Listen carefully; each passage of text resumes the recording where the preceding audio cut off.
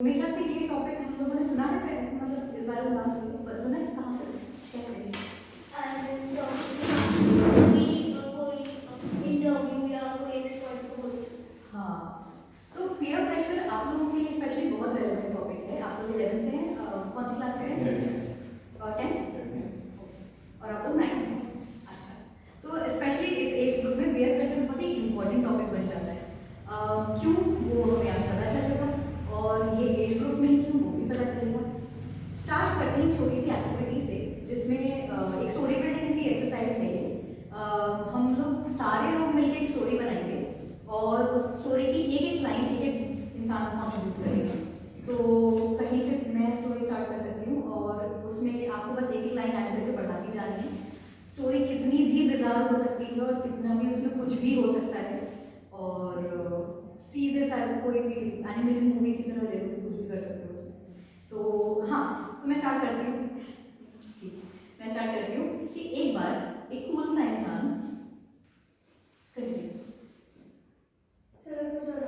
सड़क पर चल रहा होता है, फिर उसे टाइगर दिखता है। मुझे टाइगर दिखता है।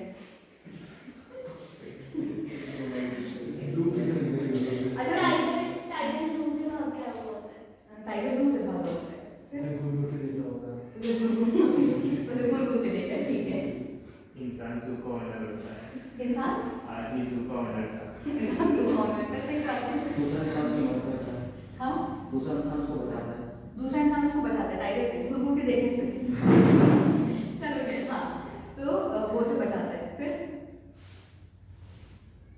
भाग जाता है वाला जो अपना तो वो दोनों बचा के भाग जाते हैं। अच्छा, फिर जू का ओनर आ जाता है।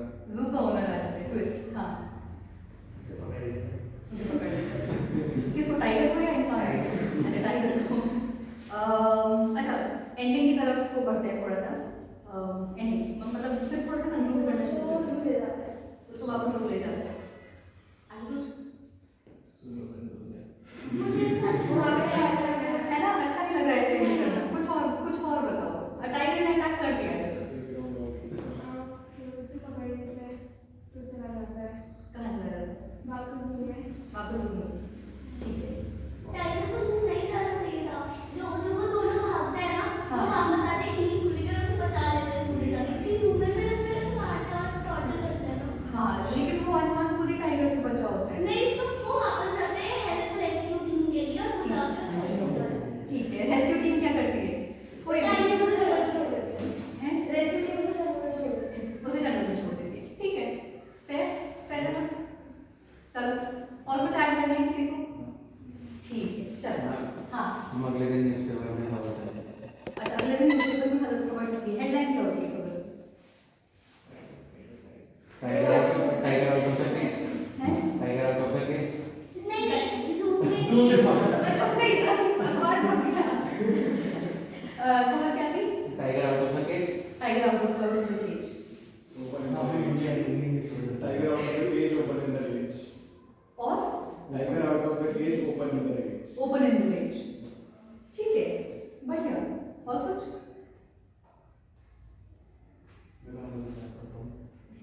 क्या? चलो ठीक है, ये अपनी स्टोरी थी और स्टोरी में बहुत सारे ट्विस्ट एंड टर्न्स हुए। एक मैं थोड़ा सा एक्सपेक्ट ये करती थी कि शायद मैंने कूल सा बंदा बोला है तो उसके कुछ एट्रीब्यूट्स होंगे, बट चलो इट्स नाइस। तो खैर, we will talk about peer pressure. अब पीयर प्रेशर क्या है? हम लोग पीयर प्रेशर को लेके हमारे दिमाग में क्या क्या चीज़ें आती है? समटाइम्स की अगर मेरी फ्रेंड ने स्ट्रीम लिया तो मैं भी स्ट्रीम फ्रेंड स्ट्रीम लिया तो मैं भी स्ट्रीम। आप लोग के कितने फ्रेंड्स कॉमर्स में हैं या फिर आर्ट्स ह्यूमैनिटीज में? मेरे सारे फ्रेंड्स साइंस में। चलो, फिर तो ठीक है। बट ऑल द हम पीयर प्रेशर हमें लगता है कि महसूस हो सकता है। जैसे हम लोग क्लास में पढ़ रहे होते हैं, जैसे हमारे बचपन में होता था कि अच्छा उसका ही पेंसिल बॉक्स बहुत ही कूल सा है, बहुत ही वो ट्रांसपेरेंट पेंसिल बॉक्स था लेगा, या रिमोट मतलब वो बटन्स वाला पेंसिल बॉक्स, यार मुझे भी चाहिए, है ना? नहीं लगा तो किस चीज़ के लिए रहता है? आदमी पैदा होता है। तो आदमी के भी तो शौक होते हैं, बाइक्स। अच्छा, उसके पास ये वाली बाइक है, मेरे को भी ऐसे। ये एक्सेप्शन है।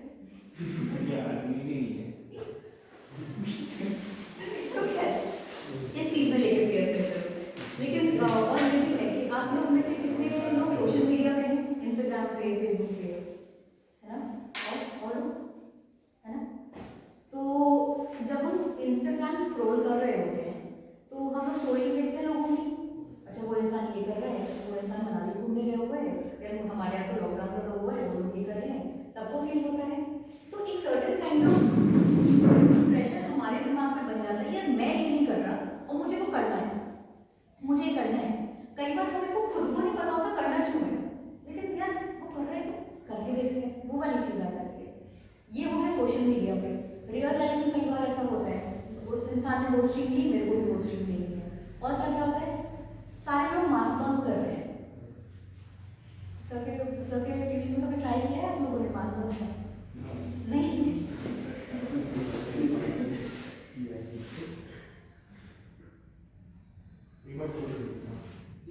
हिंदी बाइक पे सर शायद कोई फॉलो। तो हाँ, तो ये सारी चीज़ें होती हैं। पीयर प्रेशर बेसिकली क्या है कि किसी भी सोशल सिचुएशन की वजह से जिन लोगों के साथ हम उठते बैठते हैं, ट्यूशन जाते हैं, स्कूल में साथ बैठते हैं, हमारे पड़ोसी लोग या हमारे दूर वाले भैया या कोई भी चीज़, जिन भी लोगों से हम इंटरेक्ट करते हैं, उनके इंटरेक्शन की वजह से हम पे जो एक मेंटल प्रेशर क्रिएट हो जाता है, कई बार बोले हुए या बिना बोले, उसको हम पीयर प्रेशर कहते हैं। अब ये किसी भी तरह का प्रेशर, हमें एग्जाम का भी प्रेशर होता है, पेरेंट्स के एक्सपेक्टेशंस का भी प्रेशर होता है, टीचर्स की एक्सपेक्टेशंस का प्रेशर होता है, कई सारे तरह के प्रेशर होते हैं। तो ये प्रेशर क्यों बनता है हमारे लिए? आप तो मेरे पास महसूस किया इस तरह का प्रेशर है कि यार ऐसा करना ही है, मुझे खुद को नहीं पता, मेरा मन नहीं है वो करने का, लेकिन मेरे को करना है ना। मेरे को स्कूटी चलाने में ज़्यादा आसानी होती है, लेकिन मेरे दोस्त ने बाइक ली तो मेरे को बाइक लेनी पड़ेगी, है ना। आउट ऑफ फैशन हो गई ये चीज़ें। तो ये सारी चीज़ें जो है वो पीयर प्रेशर पे कंट्रीब्यूट करती है। अब पीयर प्रेशर के लिए ना, जब हमें महसूस होता है ऐसा, तो उसके पीछे कई सारी चीज़ें होती हैं, कई सारी चीज़ें एक्ट कर रही होती हैं।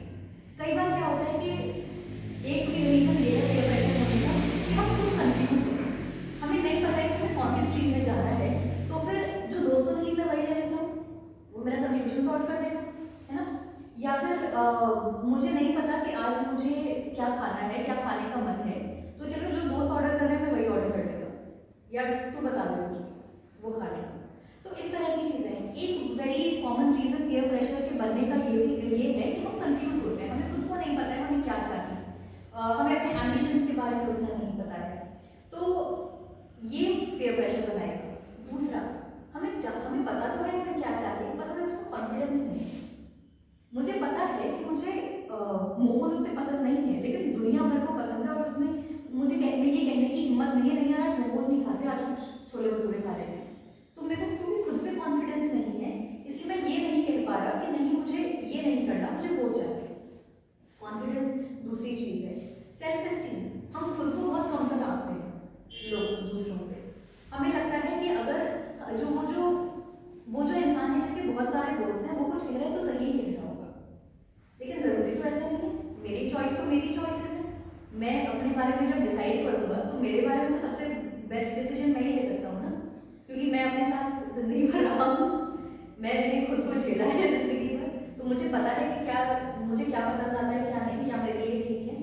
लेकिन हम लोग कई बार खुद को इतना कमतर आते हैं दूसरों से कि वो फिर हम दूसरे के राह पे चलने लगते हैं।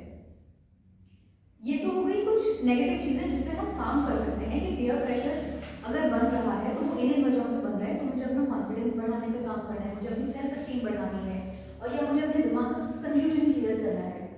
लेकिन पीयर प्रेशर की और भी कई सारी चीज़ें होती हैं, जैसे एक क्लास है, अच्छा 3 Idiots कितने लोगों ने देखी? लगभग सभी। उसमें एक डायलॉग आता है कि उस दिन हमें रियलाइज हुआ कि अगर दोस्त फेल हो जाए तो दुख होता है, लेकिन अगर दोस्त फर्स्ट आ जाए तो ज़्यादा दुख होता है। तो हम सभी को ये कभी ना कभी हुआ होगा कि यार हम दोस्त को तो ऐसे ही समझते थे और वो उसके ज़्यादा मार्क्स आए। तो ये क्या है, एक तरह का पीयर प्रेशर है, लेकिन ये पॉजिटिव पीयर प्रेशर है। क्यों? क्योंकि ये आपको ये फोर्स कर रहा है, मोटिवेट कर रहा है, एग्जैक्टली, और उसकी वजह से आप कुछ ना कुछ ग्रोथ करोगे अपने आप में, तो वो बेटर है। कई बार हमें ये भी लगता है कि यार वो बेटर डांसर है मुझसे, तो वो हमें मोटिवेट करता है, और है क्या, पर खैर ये होता है।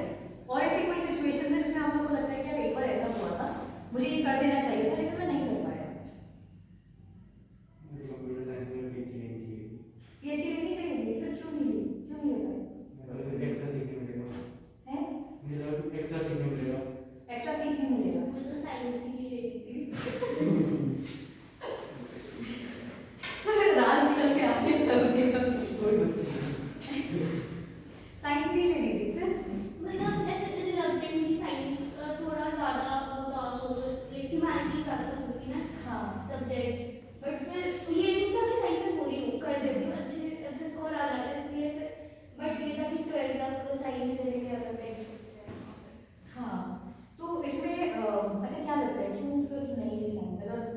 कंफ्यूजन, सेल्फ एस्टीम या कॉन्फिडेंस?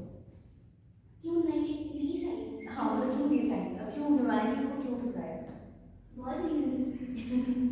वो हम एक्चुअली डिस्कस करेंगे कि ऐसे कैसे कम्युनिकेट करें ताकि हम जो अपनी जो चॉइसेस है, अपना जो स्टैंड है वो दूसरे के सामने रख सकें और वो पीयर प्रेशर को टैकल कर सकें, वो भी हम डिस्कस करेंगे। तो हाँ ऐसे सिचुएशंस, और साइंस ही ले रही थी, पीएचडी ले रही थी, अरे सोशल लाइफ में रोज बरोज दोस्तों के साथ, मम्मी पापा के साथ, मम्मी कहती है मेहमान आने वाले हैं, बड़ी चादर बिछा दो, नई चादर बिछा दो, दिवाली पे कुछ दिवाली पे दे रही है क्योंकि सब लोग दे रहे हैं। वो एक सोन पापड़ी का डिब्बा पूरे सोसाइटी में आ जाता है और फिर लौट के खरीद आता है और कोई नहीं खाता उसको।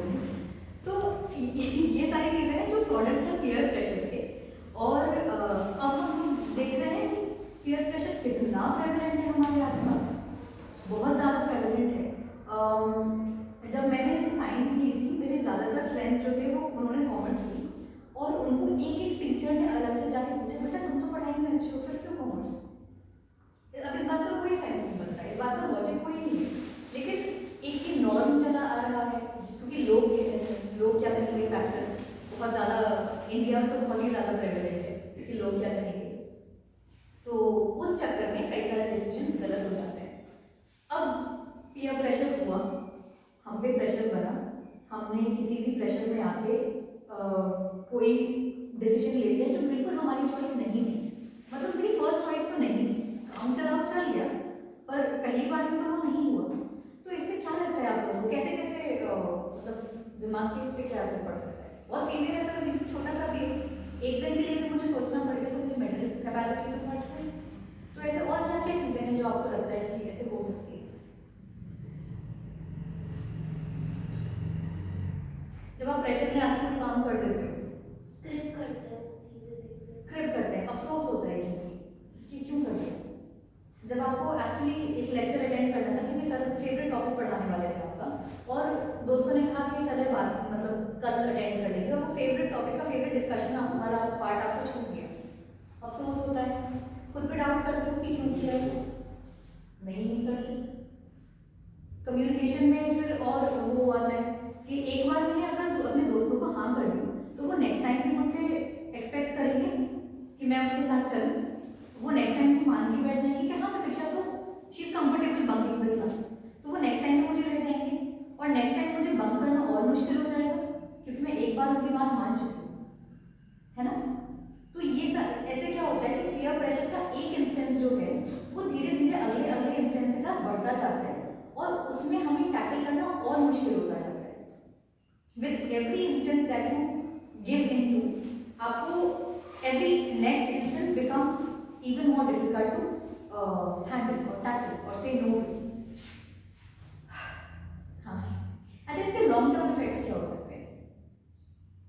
अभी मेरे को अफसोस हो गया, एक दिन का अफसोस हो गया, ज़्यादा दिन का अफसोस हो गया, और क्या होगा फिर आगे? फिर जो मतलब जो करियर चाहते थे वो नहीं मिल पाया, तो जो कर रहे हैं उसमें खुशी नहीं मिलेगी। खुशी नहीं मिलेगी, लॉन्ग टर्म आप सेटिस्फाई नहीं हो पाओगे। आपने पूरी करियर का पाथ अपनी एक छोटे से मामूली से प्रेशर या इंस्टेंस पे डिसाइड कर लिया कि चल ना यार क्या फर्क पड़ता है, उससे आपने पूरा अपना करियर पाथ चेंज कर दिया एक तरह से, क्योंकि अब हर चीज़ जो आपकी लाइफ में होगी, मेरे को कॉमर्स नहीं थी, मैंने साइंस ले ली, दोस्तों के कहने में या पेरेंट्स के कहने में या किसी भी तरह के प्रेशर में मैंने साइंस ले ली।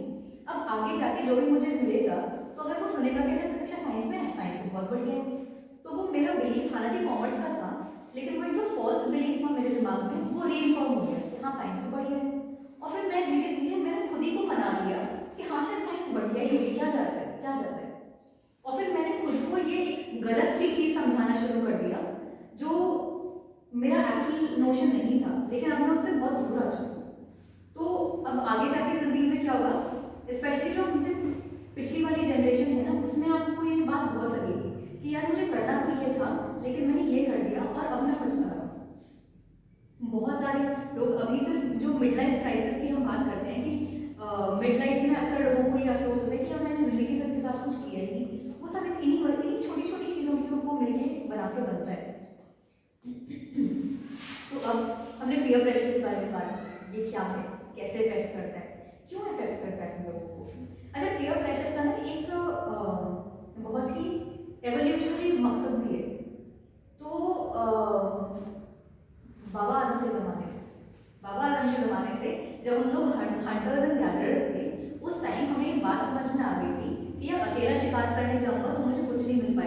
3-4 लोग एक साथ शिकार करके लाओ और पकड़ के लाओ और फिर हम मिलके खाएंगे, तो उसमें मैं ज़्यादा सेफ हूँ।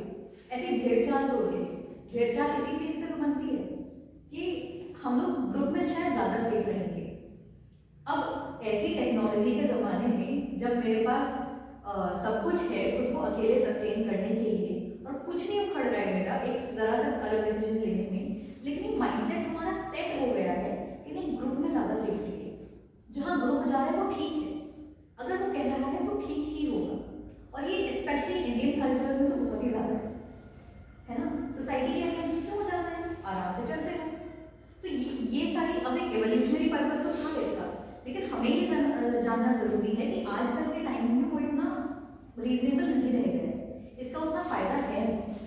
तो ये सारी प्रॉब्लम्स हैं, कई सारी प्रॉब्लम्स हैं पीयर प्रेशर में, और बहुत लॉन्ग टर्म इफेक्ट डालता है, हमारी मेंटल हेल्थ पे इफेक्ट डाल सकता है, और इसके जो रीजंस हैं वो भी कहीं ना कहीं हमारे सेल्फ से जुड़े हुए हैं। कॉन्फिडेंस है, सेल्फ एस्टीम है, एक कंफ्यूजन है, माइंड में क्लैरिटी नहीं है, तो इन सब की वजह से अब इसको टैकल कैसे करना है।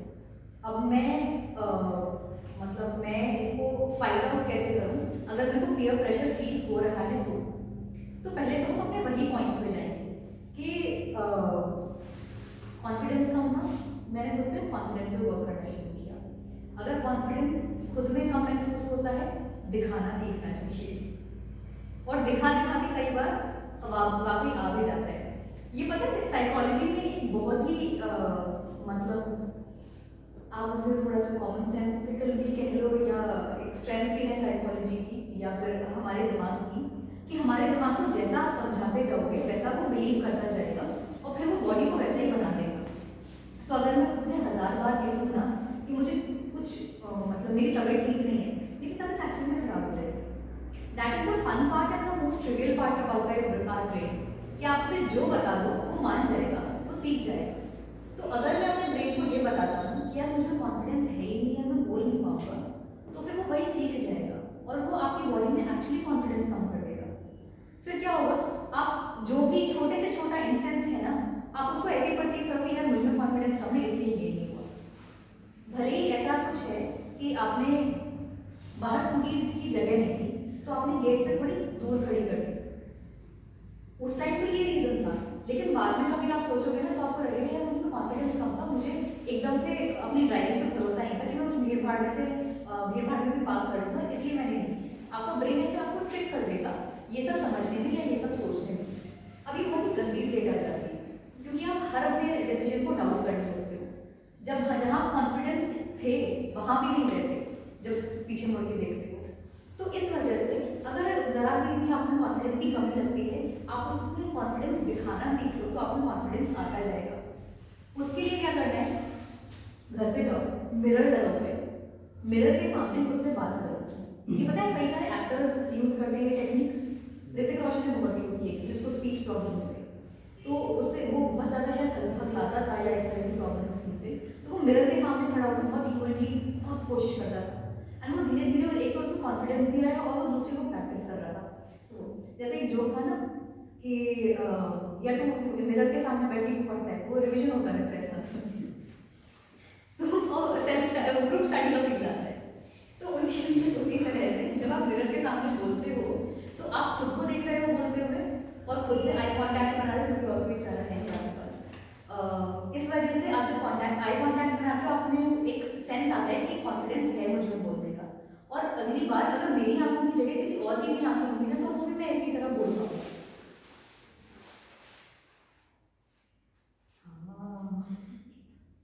दूसरा ये है कॉन्फिडेंस इंक्रीज करने के तरीके हैं ये सारे। एक बहुत ही सिंपल सा तरीका है, पोस्चर ठीक करना।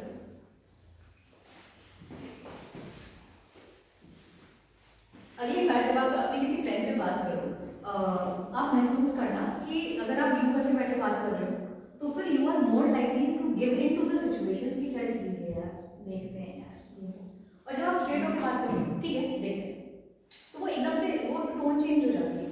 ये मेरा खुद का किया हुआ एक्सपेरिमेंट है। एक बार एक रेस्टोरेंट में मैं और एक फ्रेंड हम लोग टेबल के वो सामने सामने बैठे हुए थे और कोई तो डिबेट चल रही है, कोई पॉलिटिकल डिबेट चल रही है और मैं पीछे होकर बैठी हुई हूँ, तो वो जो फ्रेंड था उसके हाथ यूं करके टेबल पे था और वो आधी टेबल गिर रहा था मेरी, तो वो और मैं बोल रही ठीक है एंड उसकी वॉइस थोड़ी सी तेज होती जा रही थी। धीरे धीरे क्या हुआ, मैं बस उठ के बैठी, मैंने अपने हाथ टेबल पे रखे, फिर वो पीछे होता चला गया, उसकी वॉइस भी कम होती चली गई। So that's a very simple और very trickery way to change your body language to trick your brain and the other ones brain also into believing कि आप में कॉन्फिडेंस है and clear about what you want to say and what you want. That confidence increase करने के तरीके mirror work और body posture. दूसरा, clarity, mind clear रखना है।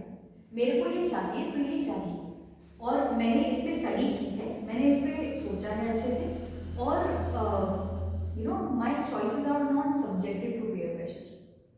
तो ये खुद को बताना है, और अगर खुद के दिमाग में क्लैरिटी होगी ना तो फिर सेट रहेगा, तो फिर आप दूसरे को भी कन्विंस कर सकते हो यार मैंने ये सब सोचा है क्योंकि मैंने ये सब सोच के रखा है ऑलरेडी।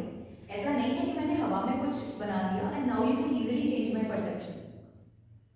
सो अगर this is also very fruitful when I talking to your parents. अब आप पेरेंट्स में ऐसा नहीं कर सकते कि आप हार्श होकर बोल दो कि मतलब कैसे नहीं करना तो नहीं करना, वो भी टोन दो, आपकी टोन भी नहीं राइज हो सकती। तो what you can do is be clear about something. If आपके पेरेंट्स कह रहे हैं कि बेटा आईआईटी कर रहे हैं क्या जा रहा है, तो पढ़ाई में अच्छा है निकाल लेगा, तो आप उनको बताओ कि हाँ ठीक है पापा आईआईटी में पढ़ाई में अच्छा हूँ, हो सकता है मैं निकाल भी लूँ, लेकिन मैंने सोचा है अपने बारे में, मुझे लगता है कि मेरा इंटरेस्ट नहीं है इस चीज़ में, तो अगर मैंने आईआईटी निकाल भी लिया आगे के 4 साल मेरे लिए मुश्किल हो जाएंगे।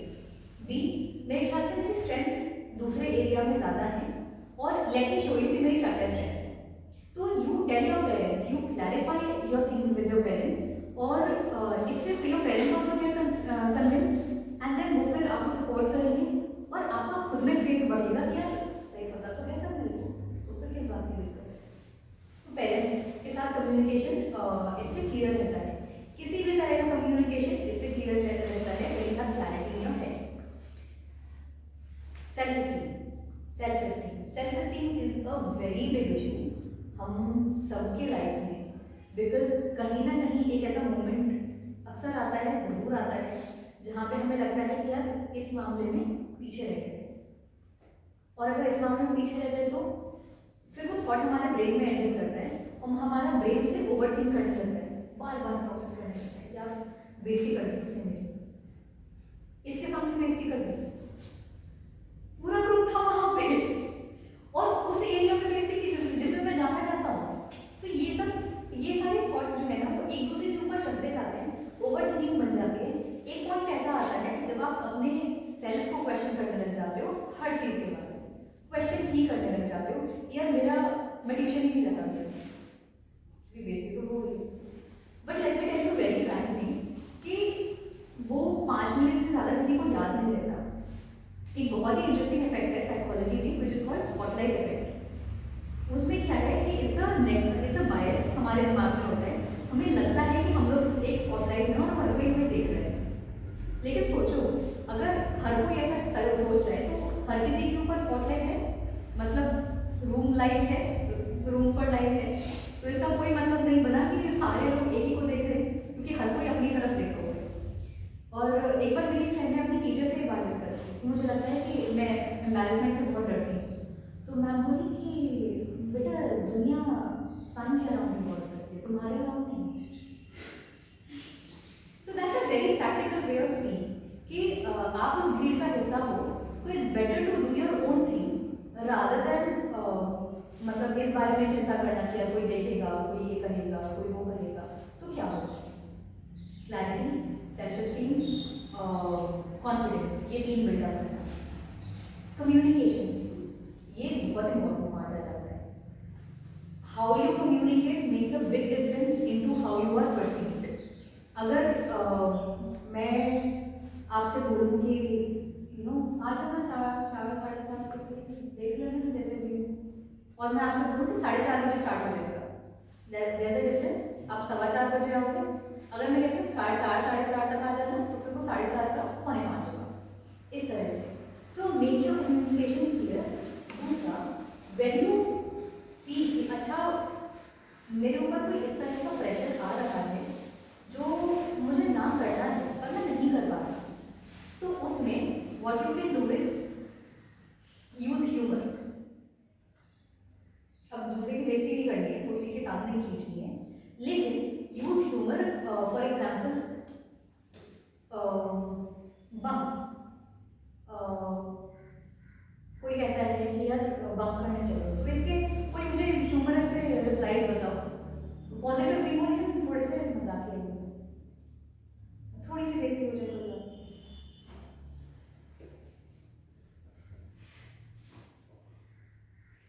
तो कुछ तो दिमाग में आया होगा, सबके दिमाग में एक स्टेटमेंट तो आया होगा।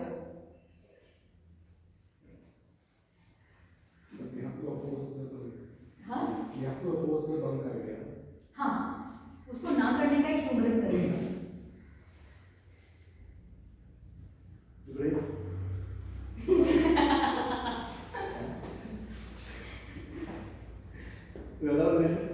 हाँ आंसर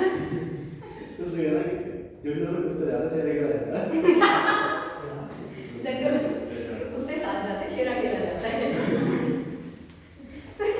ये सारे तरीके हैं।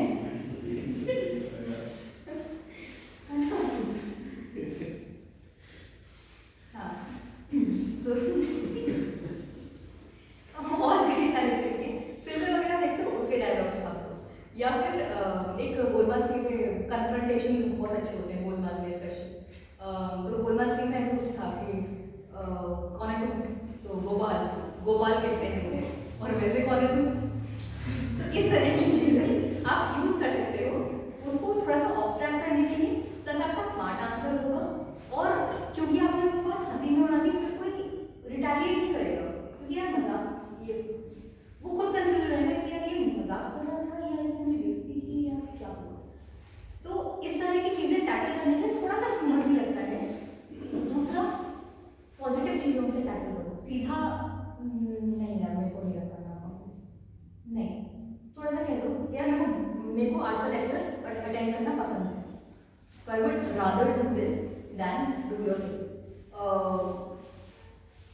किसी भी चीज़ के लिए जब आप मना करो उसके बाद एक पॉजिटिव स्टेटमेंट बोल दिया करो, जिससे वो पॉजिटिव स्टेटमेंट को तो रिटेलिएट नहीं कर पाएगा ना इजीली, उस वजह से।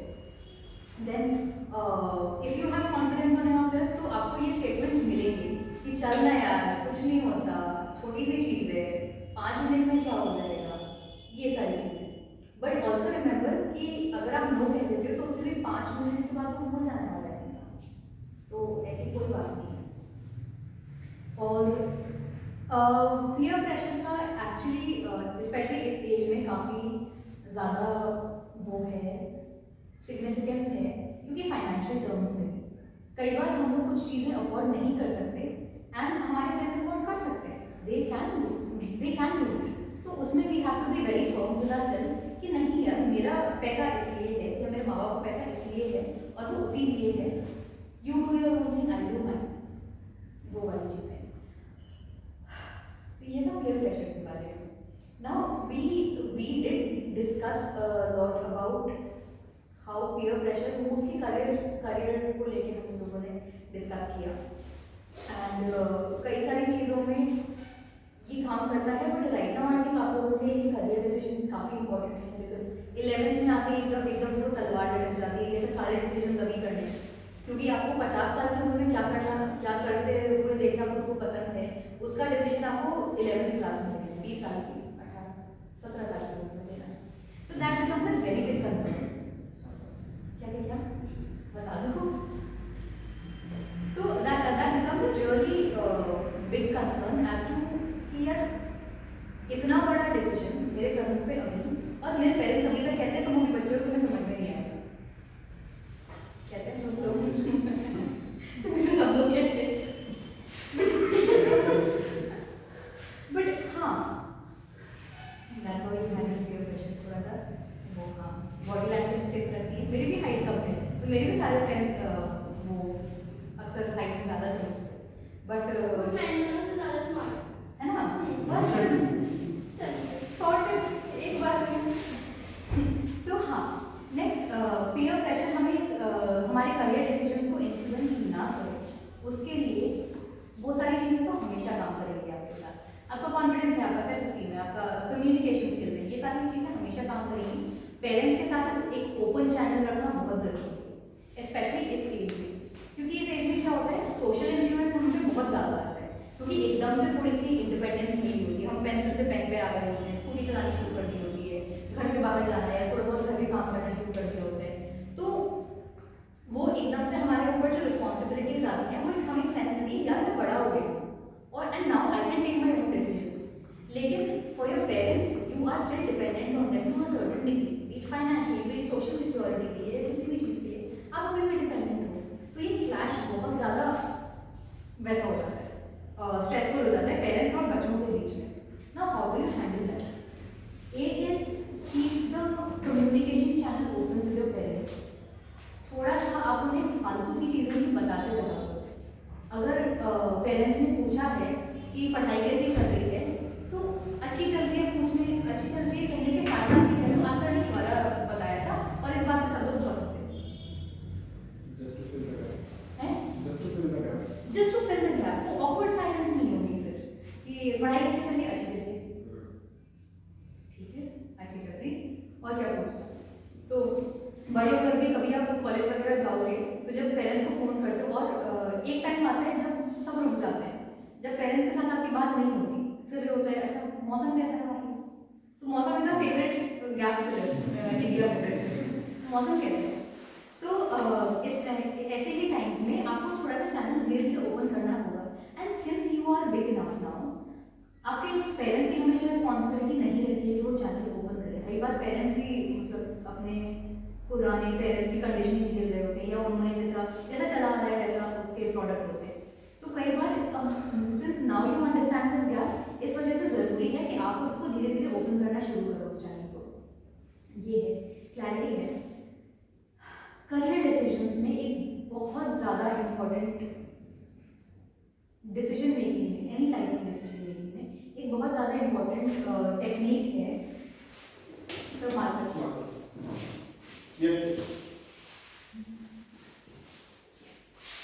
आप लोगों ने स्वॉट एनालिसिस के बारे में सुना है? करा है? किस चीज़ पे किया था? एक बार क्लास एक्टिविटी की थी स्कूल में, हाँ। तब करा था वो। तो इट्स कॉल्ड स्वॉट एनालिसिस और स्वॉट एनालिसिस। बात करेंगे, पहले स्वॉट बोला जाता था, अब स्वॉट बोला जाता है। ये एक तरह से मान लो सर्टिफाइड गारंटी टेक्निक है for to make any kind of decision. Pros and cons जैसे हम लोग हमेशा दिमाग में बनाते हैं, कोई भी डिसीजन लेना होता है, फायदे क्या है, नुकसान क्या है, उसमें दो तीन चीज़ें उसी को थोड़ा एलाबोरेट करके ये स्वॉट टेक्निक बनाई गई है। आप लोग अभी ये अपने उसमें कर सकते हैं, रजिस्टर या नोटबुक्स में।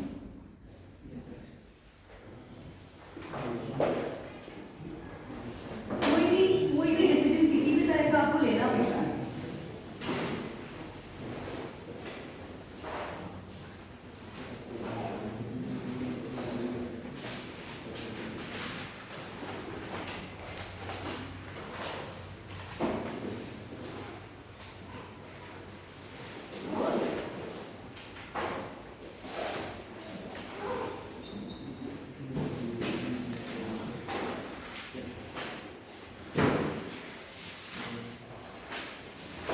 ये स्वॉट या फिर स्वॉट।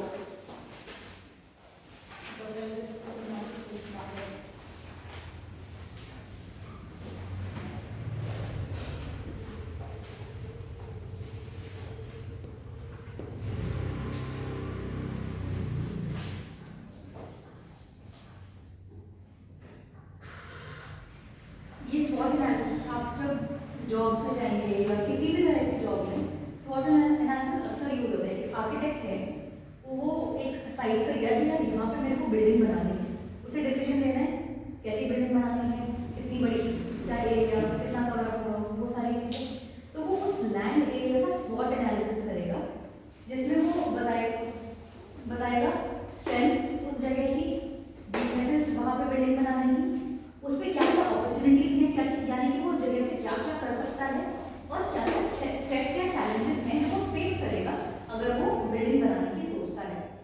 अब ये चीज़ अपने करियर में है, करियर में व्हेन वी टॉक अबाउट स्वॉट, स्ट्रेंथ रेफर्स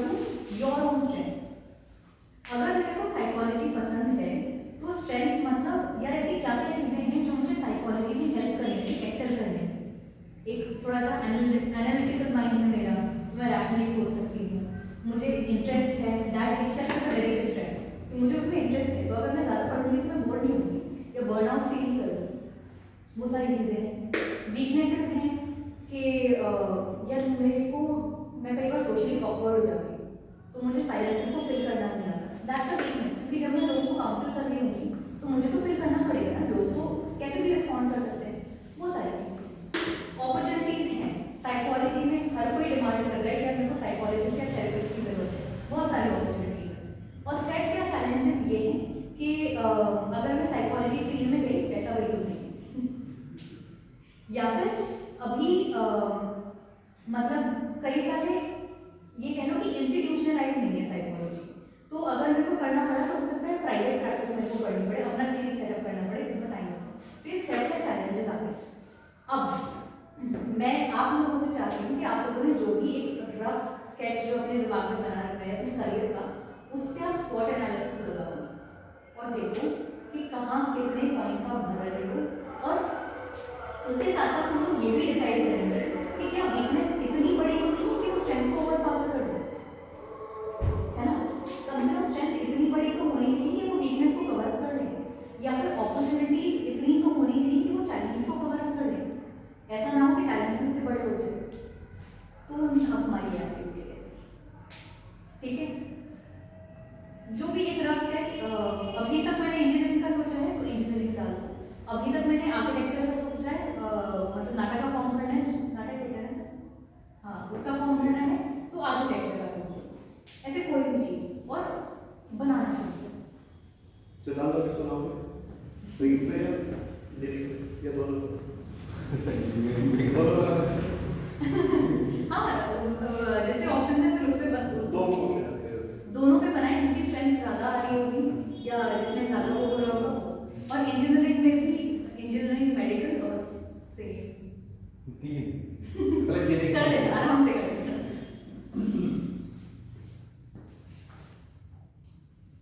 और इसके ये भी इसके पीछे ये भी ट्रिक है, आप लोग कर लेना। इसके पीछे ये भी ट्रिक है कि जब आप सिक्का उछालते हो, हेड्स या टेल्स, हेड्स आया तो मैं ये करूँगा, टेल्स आया तो मैं ये करूँगा। जब आप सिक्का उछल रहा होता है तब आपको पता लग जाता है कि मुझे क्या करना है, क्योंकि आप यही विश करते हो कि यार काश हेड्स आ जाए। तो ये वैसा नहीं है, जब आप स्ट्रेंथ और वीकनेसेस लिख रहे होते हो ना, उस टाइम आपको पता लग जाता है कि ये मेरे लिए स्ट्रेंथ ज़्यादा इम्पोर्टेंट है या वीकनेसेस मुझे ज़्यादा इम्पोर्टेंट है। तो लिखते वक्त भी थोड़ा सा अवैध रहना कि क्या चल रहा है।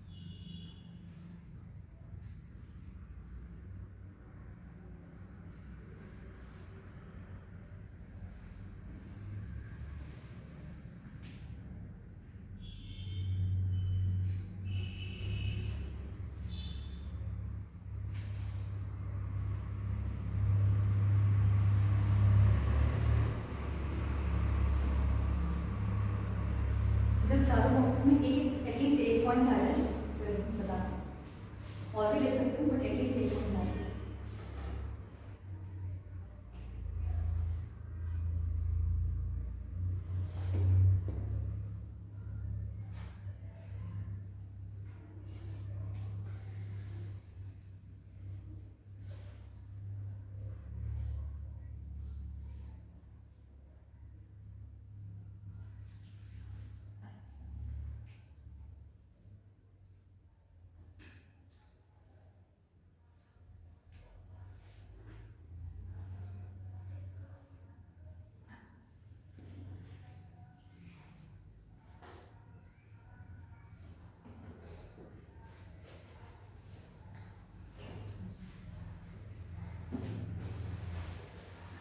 सिद्धांत से मतलब मार्केट बनाया तो तब से ये स्ट्रगल की होगी हाँ ये भी एक टफ पॉइंट हाँ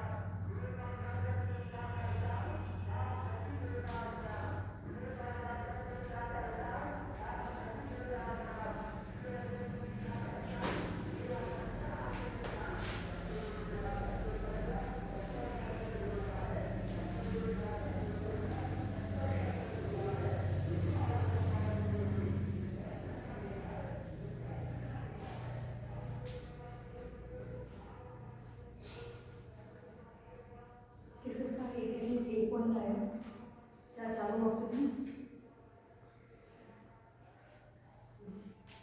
Opportunities अपॉर्चुनिटीज किसकी?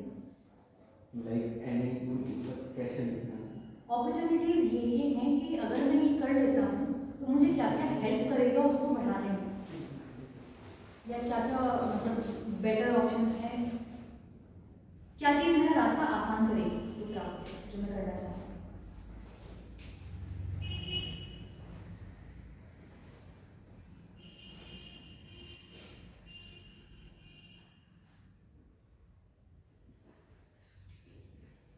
स्ट्रेंथ्स और अपॉर्चुनिटीज में क्या डिफरेंस होगा? स्ट्रेंथ्स इंटरनल होती हैं, अपॉर्चुनिटीज बाहर की होती हैं जो मुझे बाहर से इजी मूव हो रहा है।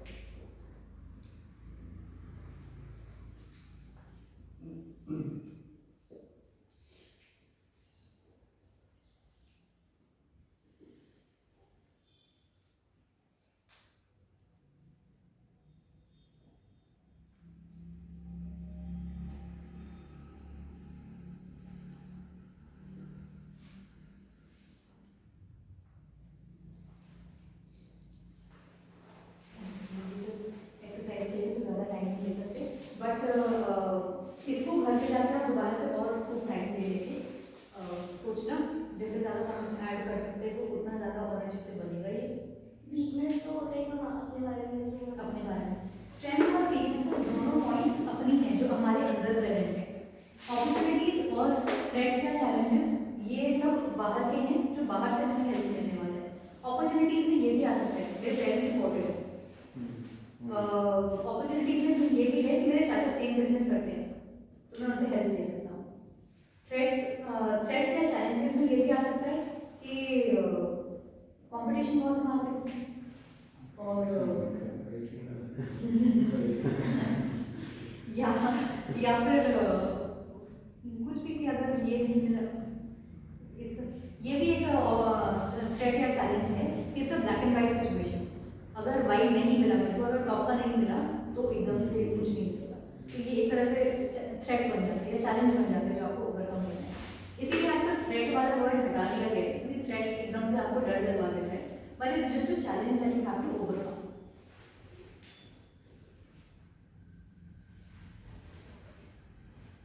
वो ज़्यादातर का वो या ज़्यादातर पॉइंट्स को वीकनेस और वीकनेस कोई नहीं मिल रही। सबसे ज़्यादा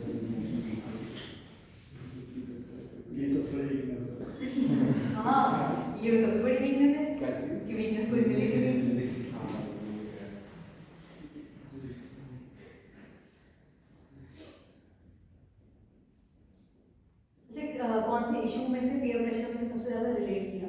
सेल्फ एस्टीम वाला, कॉन्फिडेंस वाला, कम्युनिकेशन वाला, या और कौन से थे? तो वो एक वीकनेस हो सकता है।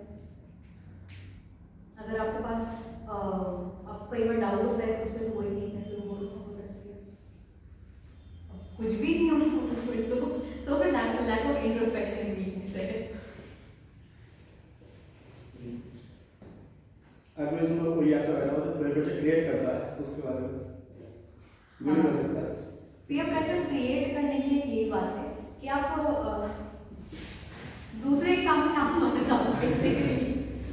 अगर आपको खुद का कुछ करने का मन है तो वो अगेन वो सेल्फ डिपेंडेंट पे होता है। पीयर प्रेशर अगर आप दूसरे पे क्रिएट कर रहे हो ना, तो उसका भी एक रीजन ये हो सकता है कि आप में अकेले काम करने का कॉन्फिडेंस नहीं है, या अकेले वो करने में आपको झिझक होती है, हेजिटेशन होती है। तो अगेन दैट बिकम्स मतलब पॉइंट ऑफ थिंक अबाउट कि मुझे हमेशा क्यों चाहिए, वो लड़कियों को हमेशा कोई साथ में वॉशरूम जाने वाला क्यों चाहिए? वैसे बात क्वेश्चन तो बॉय को हमेशा साथ में कोई क्यों चाहिए? आप क्लास के कॉर्नर से अपने बेस्ट फ्रेंड को क्यों बोलते हो चलो साथ में पेंसिल शार्पन करने चलते हैं?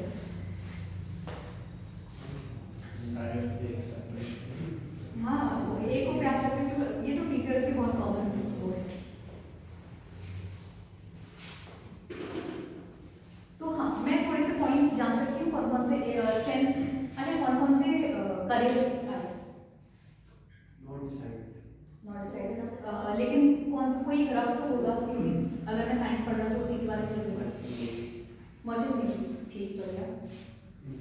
इंजीनियरिंग, सिविल सर्विसेज, डॉक्टर, कोई करियर नहीं होता बट अगर ये मैं पीसीएम तो प्लानिंग कर रही हूँ। ठीक है, पीसीएम, हाँ, इंजीनियरिंग, एरोस्पेस इंजीनियरिंग, ठीक है। We have civil services, merchant navy, engineering and doctor, और हाँ ठीक है। अब इसमें स्ट्रेंथ कौन कौन से है? इंटरेस्ट तो काफी बड़ा स्ट्रेंथ है। पॉजिटिव पीयर प्रेशर सही है, मतलब presence of competition around you, leadership quality और public speaking.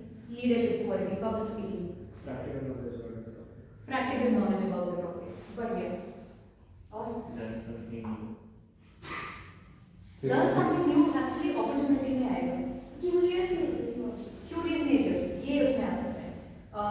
You are ready to learn something new, हाँ वो स्ट्रेंथ है। Then weaknesses, impulsive and self doubts. Self और कॉन्फिडेंस और वीकनेस,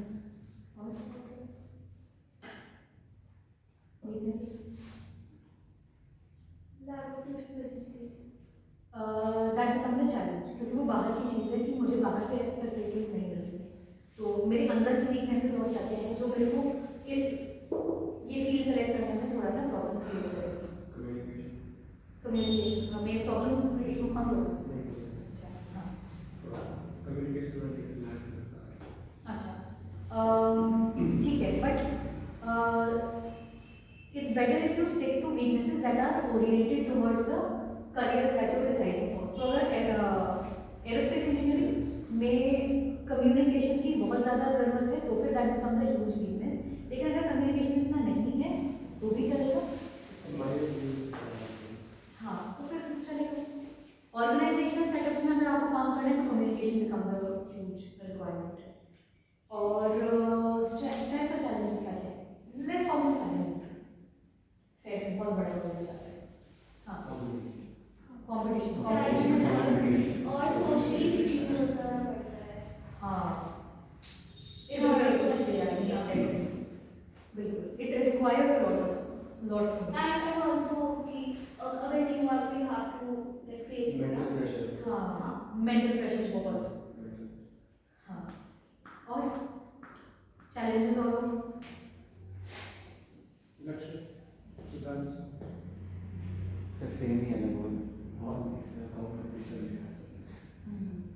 इंजीनियरिंग में तो समझ सकते हैं कंपटीशन बहुत है, लेकिन इंजीनियरिंग के और चैलेंजेस क्या हो सकते हैं? इनमें टॉप कॉलेज में लिखा है आईआईटी है, मैसेज है, हाँ। अदरवाइज वो तो प्लेसमेंट्स का हो Otherwise सकता है ना, प्लेसमेंट्स भी प्राइवेट कॉलेज में हम सबको प्लेसमेंट्स ज़्यादा प्लेसमेंट्स नहीं है, अगर कोविड आ गया तो तो वो बहुत बड़ा चैलेंज है, क्योंकि कोविड में प्लेसमेंट बहुत सीवियरली इफेक्ट हुए हैं। और ये सारी चीज़ें हैं, थ्रेट्स में बहुत सारी चीज़ें चैलेंजेस में वो एक्ट कर सकते हैं।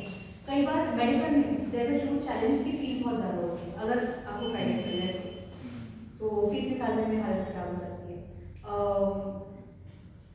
हाँ, इंजीनियरिंग के बाद आपको बीटेक के ये हो सकता है कि अगर आप इंजीनियरिंग आपको आईआईटी आईआईटी नहीं मिलते तो बीटेक के बाद आपको एक डिसेंट स्टैंडर्ड ऑफ लिविंग तक पहुंचने में टाइम लग जाएगा थोड़ा सा। ये सारे चैलेंजेस किसी भी तरह से आ सकते हैं। अपॉर्चुनिटी हमने डिस्कस की, अपॉर्चुनिटी सोशल अथॉरिटी और सोशल वर्क करने की ज़्यादा हाँ क्लोज टू इन्फ्लुएंसिंग हाँ वो अपॉर्चुनिटी है उसमें कि आपको मौका मिलेगा, एक इजी एक्सेस है सोशल रिफॉर्म्स लाने के लिए। हाँ, अर्न इनफ मनी, डॉक्टर्स बहुत सही जगह पे भी, प्राइवेट प्रैक्टिस और ऑर्गेनाइजेशन या इंस्टीट्यूशन है। हाँ और पीसीएम में से बहुत सारे अपॉर्चुनिटी मिलती है, मतलब कुछ भी हाँ। किसी भी प्रकार वेरी वाइड स्कोप, ठीक है, नॉलेज गेनिंग अपॉर्चुनिटी है। नॉलेज काफी गेन होती है।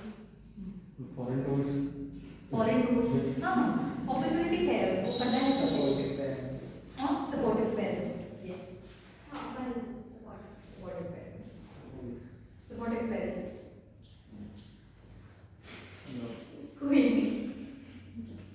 तो ये एक एनालिसिस बेसिकली आपका कच्चा चिट्ठा ओपन करके रख देता है कि I want to do this, इसमें ये चैलेंजेस है कि ग्राफिकल तरीके से आपको बता देगा कि यार कौन सा सही जा रहा है, कौन सा हो जाता है। What you have to see now is, are the strengths enough to cover up for the weaknesses when I step into the field? Are the opportunities enough to cover up for the challenges? अगर ये कर लेंगी, then it's a considerable decision. आप ये भी कर सकते हो इसमें कि आप इनको 1 to 10 के स्केल पे नंबर्स दे दो। अगर आपने स्ट्रेंथ में एक इंटरेस्ट लिखा है तो आप उसको कितना ज़्यादा इंपॉर्टेंट है इंटरेस्ट, उसको अगर 8 डिग्री तक ज़्यादा इंपॉर्टेंट है तो आप उसको नंबर ही कर दो, एंड देन थोड़ा मैथ्स लगा के you can easily find out कि मेरा कितना कहाँ तक जाना मेरा ठीक रहेगा।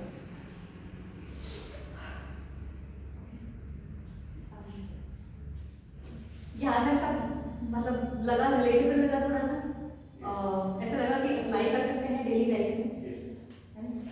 कल ही अप्लाई कर सकते हो, कल से ही, तो फिर मतलब फायदा है इस चीज़ का। ऑलराइट, तो हमने करियर डिसीजंस लिए। अब इसके बाद करियर के डिसीजंस लेते वक्त हम लोग कई लोगों से कंसल्ट करते हैं, बहुत लोगों से, पेरेंट्स से, दूर दूर के रिश्तेदार आपको बताते हैं, और दूर दूर के रिश्तेदार अपने दूर दूर के रिश्तेदारों के बारे में बताते हैं, उनका बेटा ये करता है, तो ये सारी चीज़ें हैं। अब when you talk to your parents, एक तो अपना सर्कल, जब आप भी कोई करियर डिसीजन ले रहे हैं, अपने उस सर्कल में जिन लोगों से आप बात करते हैं, अथॉरिटी वाले लोगों को रखिए। अथॉरिटी वाले लोग मतलब जिनकी उस फील्ड में कोई ना कोई अथॉरिटी या एक्सपर्टीज है। मैं एक डॉक्टर से नहीं पूछूंगी कि मेरे को सिंगर बनने के लिए क्या चाहिए या सिंगर बनने के क्या फायदे और नुकसान है ना। मैं एक सिंगर से नहीं पूछूंगी कि यार, हालांकि आज कई सारे सिंगर्स और स्टैंड अप कॉमेडियंस इंजीनियरिंग की हुए हैं वैसे, बट अगर मान किसी को स्टैंड अप कॉमेडी में जाना है तो आप उससे नहीं पूछोगे कि सिर्फ एक डेस्क जॉब होने के क्या फायदे हैं, क्योंकि वो इसीलिए तो छोड़ के है या इसीलिए तो वो स्टैंड अप कॉमेडी में गया है क्योंकि उसे ये समझ में नहीं आता। तो whenever you do this, surround yourself with people who have the expertise to suggest to you कि क्या क्या फायदे और नुकसान हैं, वरना आप बस रबिश इकट्ठा करते रहोगे अपने दिमाग में कि अच्छा उसने भी ये कहा था, उसने अज्यूम करके ये कहा था, ये सारी चीज़ें, तो बहुत मलिदा सा क्रिएट हो जाएगा। पेरेंट्स के साथ आप अपने करियर गोल्स को डिस्कस करो और उनको बताओ कि इस सब के लिए मेरी ये रिक्वायरमेंट होगी, फाइनेंशियल रिक्वायरमेंट्स हैं, इमोशनल रिक्वायरमेंट्स हैं, सोशल रिक्वायरमेंट्स हैं कि लोग आपको कहेंगे कि ये क्यों करिए, लेकिन आपको थोड़ा सा टैकल करना पड़ेगा। मैंने तो PCM भी ली थी मैथ्स और बायो, तो मेरी खुद की प्रिंसिपल ने मेरे पेरेंट्स को बोला था कि आपने बच्चे को बिगाड़ दिया क्योंकि आपने इतना बोझा डाल दिया उसको। तो आई टोल्ड माय पेरेंट्स कि शायद मेरे थोड़े से मार्क्स कम हो जाएंगे, लेकिन मेरे को दोनों में इंटरेस्ट है अच्छा खासा, तो मैं दोनों ले सकती हूँ और मुझे कोई भी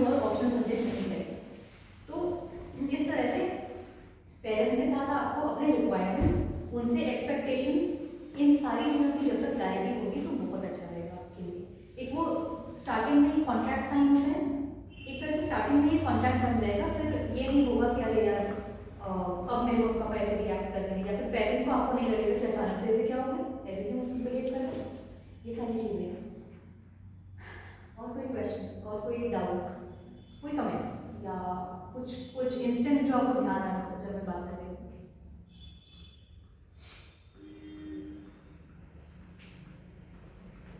कोई लाइफ इंस्टेंस याद आया कि यार एक बार मेरी उससे ये बात हुई थी तो उसने ये कहा, ये मुझे बड़ा लगा था, सही बात है।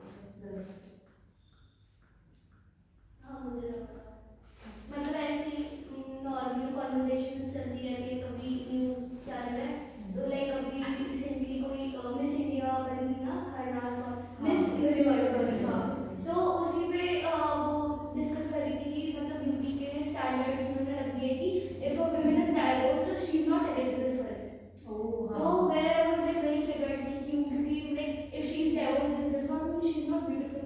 तो like ये criteria this is something तो वही तो मेरी बात चली थी, she was like अभी तो बच्चे हो तो फिर obviously but I feel कि like in the process of developing और growing up we और generational changes के कारण so like we are exposed to many of the certain instances where we feel कि like even we are important and our opinions matter।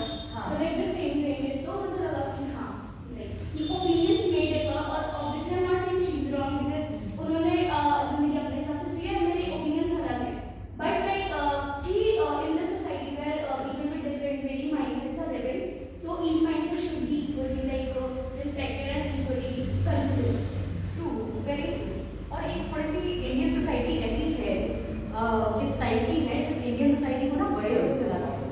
Western society ऐसी है जिन societies को जो नई generation वाले लोग हैं उसको वो आगे बढ़ाते हैं, लेकिन इंडियन सोसाइटीज में ओल्डर जनरेशन वाले लोग गाइड करते हैं कि यहाँ पे बढ़ो, उस तरह से चलती है।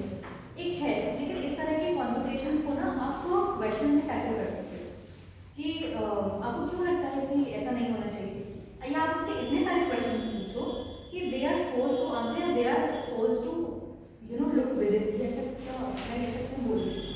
और जैसे अगर उन्होंने थोड़ा सा भी फ्लिंच किया ना, आपकी वहाँ पे जीत हो चुकी है बहुत बड़ी, तो even though they try to cover up for it कि नहीं तुम अभी बच्चे हो, नहीं तुम नहीं समझोगे, but you have made them think and your part is done there. ऐसे ही इवन पीयर प्रेशर को भी हैंडल करने का ये तरीका है कि जो आपको कह रहा है कि यार ये करते हैं, आप उससे क्वेश्चन पूछने लगे यार क्या फायदा है करने का, तूने क्यों किया, तूने स्टार्ट कैसे किया था, और अभी जाके या आगे जाके या इस एज में ही आपको सब्सटेंसेस, स्मोकिंग, ड्रिंकिंग, इन सब के भी इन्विटेशन आ सकते हैं या ऐसा होगा कहीं ना कहीं, तो उसमें भी this peer pressure works a lot. You have to be clear on your standards. You have to be decide for yourself what you want, in what amounts you want, या कितना frequency से आपको चाहिए, और you have to learn to say no। कि अगर कोई तुम्हें कोई ड्रिंक ऑफर कर रहा है या मतलब स्मोकिंग के लिए ऑफर कर रहा है, you start asking them कि अच्छा तू कब से कर रहा है, अच्छा वो नहीं मतलब बढ़ी नहीं है frequency, then he'll start questioning himself क्योंकि अच्छा पहले तो यार मैं दिन ये करता था, थोड़ी सी बढ़ी है, इज देयर समथिंग रॉन्ग, या इस तरह से तो start questioning them. And I am just telling you guys कि ऐसा होगा आगे और ऐसा हो सकता है, so you have to be prepared for that also, mentally prepared for it. और there is no late time to work, start working on yourself. तो अगर आपको जैसे कुछ सेल्फ डाउट्स वाली चीजें आएंगी, if you think that there, if you think ये हमें बाद में ट्रबल कर सकता है, तो you start working on it yourself. आप एक बहुत ही अच्छा तरीका है, आप रात को सोने से पहले ग्रैटिट्यूड लिस्ट बनाओ या स्ट्रेंथ्स और वीकनेसेस की लिस्ट बनाओ। आज के दिन में जो जो हुआ, मैंने कहाँ कहाँ अपने स्ट्रेंथ्स डिस्प्ले किए, कहाँ कहाँ वीकनेसेस डिस्प्ले की। अगर आप एक जस्ट ये रिमाइंडर दिमाग में डाल लोगे, रात को सोने से पहले 5 मिनट के लिए कर लोगे ना, तो आपको वो डाउट्स खत्म होने शुरू हो जाएंगे। नहीं यार मैं सोचता था कॉन्फिडेंस कम है, आज मैंने से बात करती नहीं। तो इस तरह से you can learn to reprogram your brain एक तरह से, and yeah that's how you learn. So we conclude the session। और कोई भी और डाउट्स या कोई भी और क्वेश्चंस हो, कोई भी और कमेंट्रीज हो, एग्जांपल्स हो, कोई फिल्म का सीन याद हो इस मसले में।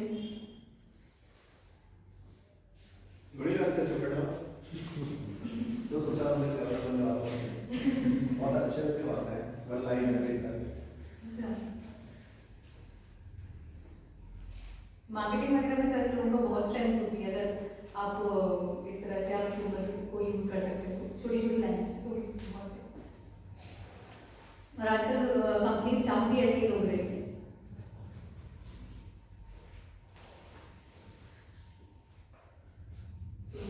हाँ that's all। मैं एक छोटा सा रिकैप करना चाहती हूँ ताकि हम मतलब वो टिप्स एंड ट्रिक्स जो हमने शेयर किए हैं वो दिमाग में याद रखें। तो जिसको जो भी टिप्स एंड ट्रिक्स याद है क्या क्या करना चाहिए क्या क्या नहीं, वो एक बार से वो कर लेते हैं। क्या कहते हैं? Self-esteem, confidence. Confidence, communication, Self-esteem. posture. Posture, confidence, confidence build करने के लिए, कॉन्फिडेंस बिल्ड करने के लिए मिरर एक्सरसाइज थी और पॉस्चर ठीक करना था। फिर सेल्फ एस्टीम के लिए ये वाली लिस्ट है, स्ट्रेंथ्स और वीकनेसेस वाली लिस्ट है अगर आप खुद को डाउट करते हो तो। और सेल्फ एस्टीम के लिए कुछ और था, ये चलेगा फिलहाल के लिए चलेगा। Whatever you tell your brain वो सही हो जाएगा। अगर आपको ये करना है कि मैं इस चीज़ के लायक हूँ, अगर आप रोज रात को ये दोहरा के पूछते हो तो वो ठीक हो जाएगा। सेल्फ एस्टीम का, कॉन्फिडेंस का, कम्युनिकेशन चैनल ओपन रखना है, क्वेश्चंस पूछने हैं पेरेंट्स से, आपको उनको एक्सपेक्टेशंस और अपनी रिक्वायरमेंट्स क्लियर करनी है उनसे, और अगर वो कुछ कहते हैं तो उसको क्वेश्चन करना सीखना है पोलाइट तरीके से। और धीरे धीरे आप उनको एडिशनल डिटेल्स अपनी बातों में ऐड कर करके थोड़ा थोड़ा और ओपन करना चाहिए। सिर्फ वन लाइन आंसर्स नहीं देने, क्योंकि पेरेंट्स के साथ कर सकते हैं एंड यस स्वॉट एनालिसिस याद रखना है और learn to say no. learn how to say no, learn creative ways to say no। And अगर आपने एक बार ना कह दिया है तो दूसरी बार पूछने पे आप हल्के नहीं पड़ना है, दूसरी बार पूछने पे आप उसको और क्लैरिफाई करना है कि नहीं यार मैं ये